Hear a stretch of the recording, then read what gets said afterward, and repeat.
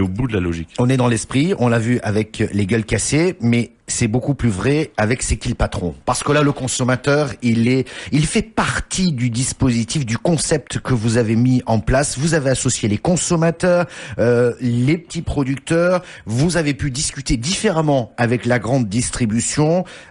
Vous avez, je pense, un peu réalisé la quadrature du cercle. Ah, écoutez, c'est gentil de le voir. C'est clair parce que ça marche très fort. On va peut-être rappeler le concept de C'est qui le patron. C'est qui le patron? C'est au départ, pour se rendre compte de ce qui s'est passé, il y a 1 an, des consommateurs qui voient des producteurs de lait dans une situation dramatique. 2 producteurs mettent fin à leur jour en France. C'est absolument insupportable quand on est nous consommateurs et qu'on sait que notre argent, bien involontairement, alimente un système comme celui-là.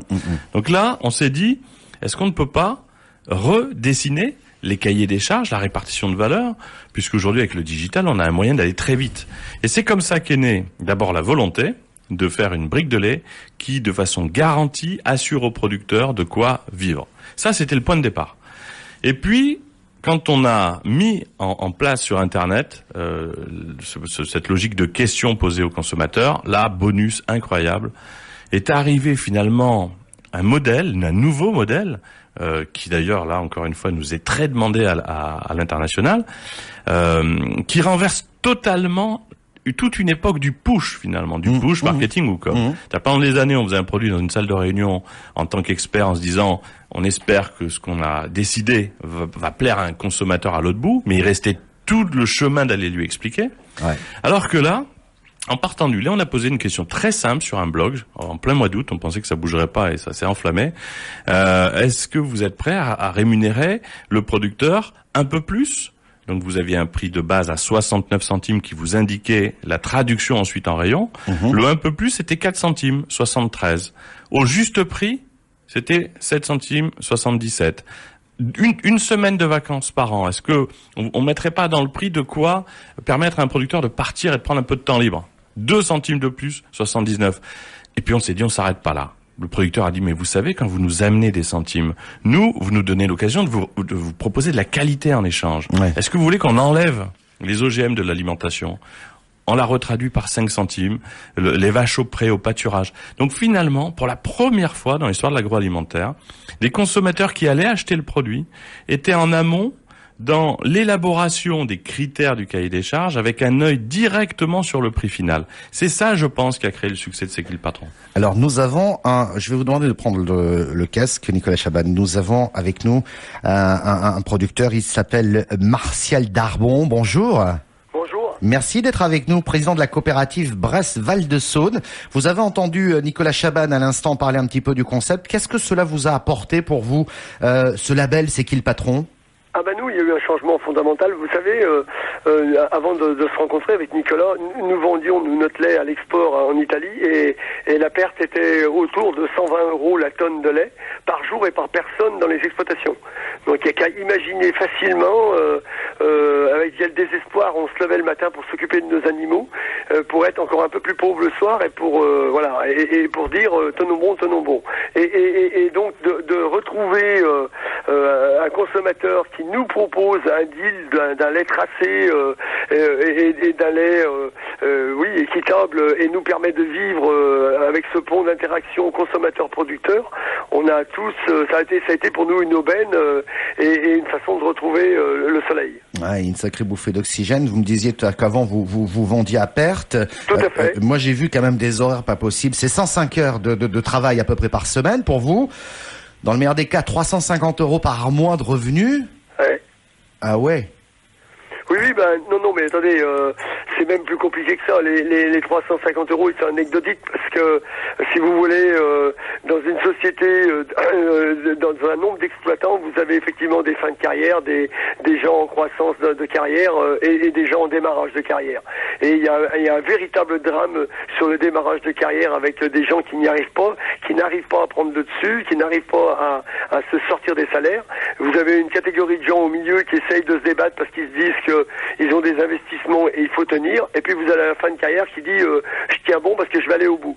Et donc on a une espèce de forme là, anecdotique politique de mise sous douleur économique en permanence à cause des prix. Et là, le vrai deal de ce dossier, c'est que le consommateur propose un prix serein, une sérénité dans notre travail et permet effectivement de rendre une relation avec la société qui est complètement différente. Ouais, ce qui veut dire qu'aujourd'hui, vous arrivez à vous dégager un minimum de salaire?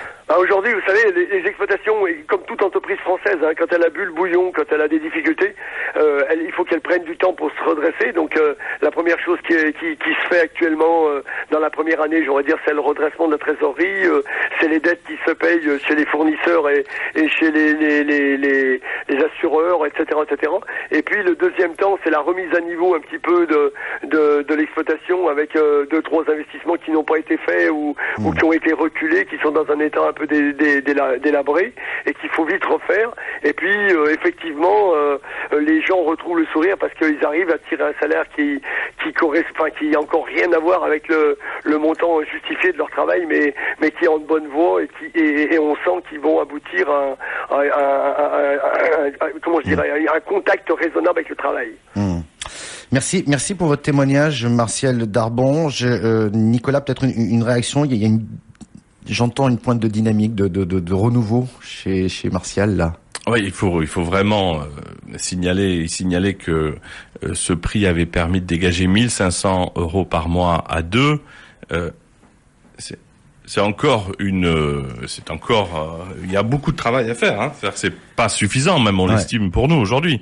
Mais entre ce que présentait Martial, perdre 120 € en se levant le matin. C'est-à-dire que là, c'est même pas se lever pour aller simplement rien gagner, ce qui est déjà terrible. On sait que s'occuper de 60-80 vaches sur son exploitation, à la fin de la journée, ça va être 120 € de moins sur son compte. Donc ça, c'était plus possible. Nous, consommateurs, on ne veut plus alimenter un système. Mais ça, on ne le savait pas. Vous avez raison.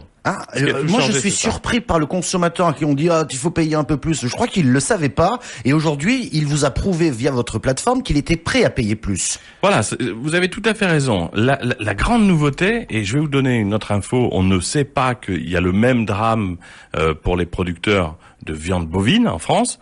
Il y a une forme de pudeur, il y a je sais pas comment appeler ça, mais nous consommateurs, on n'avait pas cette information parce que si on intègre cette information, cet argent qu'on donne pour payer notre alimentation, on n'a pas envie qu'il serve à alimenter un système qui à l'autre bout détruit de la valeur pour le producteur. Donc c'est finalement cette première information qui devient un élément de réflexion. Et quand ensuite on donne un vrai pouvoir au consommateur d'aller choisir le bon prix qui à la fois aide le producteur, mais vous l'avez vu en échange, permet de récupérer de la qualité et de la traçabilité, on est dans un rapport gagnant-gagnant qui, à mon avis, a fait le succès de C'est qui le patron. Je vais quand même remercier, je sais pas si je l'ai fait, mais Martial Darbon, merci pour votre témoignage. Je rappelle que vous êtes le président de la coopérative Bresse-Val de Saône. Merci. Merci à vous. Merci bien. En chiffres, aujourd'hui, c'est quoi? C'est plus de 8000 magasins distributeurs de ce lait. C'est qui le patron? Depuis ce matin, avec l'arrivée des magasins Monoprix, c'est plus de 9000 maintenant magasins. Ouais. Ce qui est évidemment incroyable, encore une fois. On est, nous, spectateurs complètement étonnés et ébahis de ce qui se passe. Hein. Vous vous rendez compte, en moins d'un an, 9000 points de vente se connectent à une offre qui vend des produits créés par les consommateurs. La brique de lait, c'est 21 millions, bientôt 22 millions de litres, alors que tout le monde rêvait secrètement de 5 à 7 millions par an. C'est le produit, ça c'est intéressant je trouve, c'est vos confrères du Figaro qui avaient permis de découvrir ça, mais c'est le produit le plus vendu depuis 30 ans en tant que nouvelle marque. C'est-à-dire que avec ce monde qui change, un produit comme celui-là, créé par des consommateurs, sans bureau, sans même de société au départ, parce que c'était les Gueules Cassées qui hébergeaient le lancement. Sans pub ni grande opération marketing. Sans commerciaux dans les magasins, voilà, et capable d'avoir des résultats absolument incroyables. Donc c'est porteur d'espoir pour la suite. Ouais. J'aimerais qu'on parle de vos projets. Depuis que je vous ai rencontré, Nicolas Chaban, je dois le dire à nos auditeurs, c'était lors des trophées PME Bonjour-nous, organisés par RMC, radio du même groupe, en 2014. Et vous étiez une jeune pousse à l'époque, et c'est assez remarquable. Depuis 2014, donc tout ça est allé assez vite, hein, finalement, les Gueules Cassées.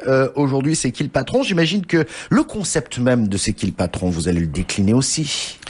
Il est d'autres produits. Il est fait pour être décliné parce que après le lait, on a eu 50, 100 appels entrants qui ont permis de créer un jus de pomme avec un gros soutien aux producteurs qui sont en difficulté, une pizza, ça c'était les consommateurs qui voulaient savoir ce qu'il y avait dans un produit transformé. D'où vient ce fromage que je mange, cette tomate, c'est quand même dingue de manger des produits dont on ne sait absolument rien. Et puis là, il y a plus de 20 produits. Il y a un partenariat qui s'est créé avec la quotidienne sur France 5 qui va permettre de créer encore plus de produits en donnant des informations. Et je pense très sincèrement, avec les contacts que nous avons, les demandes, même à l'international, il y a 3 pays qui vont se lancer là dans les 3 prochains mois. Je crois qu'on a inventé, les consommateurs français ont inventé en France là une nouvelle façon de construire un produit, créer un produit, en inversant le système du push et en mettant les consommateurs en amont de l'arrivée du produit. Vous imaginez bien que tout produit commercialisé aura un intérêt à être créé de cette façon-là, parce que ça offre une visibilité claire aux fabricants, ça rassure le distributeur et ça amène des informations et une transparence que le consommateur n'avait pas et qu'il souhaite. Voilà, donc il y a de quoi imaginer que ça puisse être rapidement un nouveau modèle de développement, marketing et communication des produits alimentaires et non alimentaires. Je pense que vous allez revenir nous voir prochainement, vous allez quitter votre Ventoux adoré pour venir nous voir, parce que j'ai vu que vous aviez des projets à l'international. Vous nous en avez parlé au nom même de votre entreprise, cette fois-ci avec une levée de fonds en cours justement pour pouvoir accélérer ces différents projets. Donc je pense que l'aventure n'est pas finie. En plus, vous êtes en train d'inventer un modèle. Merci. Merci Michel, merci pour ce suivi, et vous avez été dans les tout premiers à nous tendre un micro. Là, on est ravis de revenir vous raconter ce qui se passe désormais. Merci beaucoup Nicolas Chaban. À très bientôt. Dans un instant, on ouvre la boîte à outils pour créer, développer ou reprendre une entreprise. À tout de suite.